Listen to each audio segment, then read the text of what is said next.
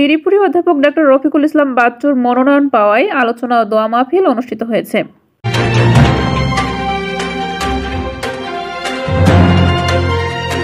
আসসালামু আলাইকুম দর্শক, সকলকে আমন্ত্রণ জানাচ্ছি বিবিআর নিউজ সংবাদে। গাজীপুর শ্রীপুর থেকে ওসমান গনির পাঠানো ভিডিও চিত্রে দেখুন বিস্তারিত।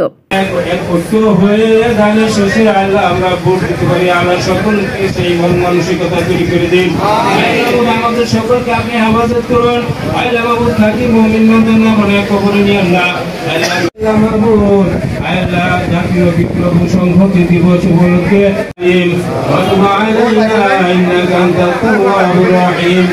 رب ارحمهما كما ربياني গাজীপুরের শ্রীপুরে অধ্যাপক ডক্টর রফিকুল ইসলাম বাচ্চু মনোনয়ন পাওয়ায় আলোচনা দোয়া মাহফিলের আয়োজন করা হয়েছে। 7 নভেম্বর শুক্রবার রাতে শ্রীপুর টেংরা রাস্তার মোড়ে আলোচনা দোয়া মাহফিলে শ্রীপুর পৌর বিএনপির আহ্বায়ক সদস্য রেজাউল করিম খোকনের সঞ্চালনায় আলহাজ হুমায়ুন কবির সরকারের সভাপতিত্বে প্রধান অতিথি হিসেবে উপস্থিত ছিলেন গাজীপুর 3 আসনের ধানের শীষে মনোনীত প্রার্থী অধ্যাপক ডক্টর এস.এম. রফিকুল ইসলাম বাচ্চু।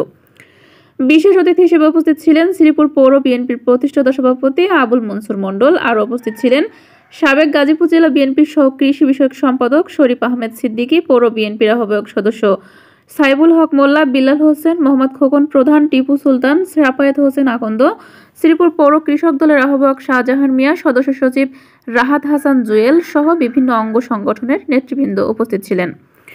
এ সময় বক্তারা বলেন, গাজীপুর 3 আসনে এই প্রথম আমাদের গাজীপুরের শ্রীপুরের সন্তান ধানের শীষে মনোনীত হয়েছেন। আমরা অত্যন্ত খুশি এবং আনন্দিত। আমরা সকলে ঐক্যবদ্ধ হয়ে দলমত নির্বিশেষে ধানের শীষে বিজয় নিশ্চিত করব। পরে দোয়া মোনাজাত তবারক বিতরণের মধ্য দিয়ে অনুষ্ঠানটি শেষ হয়।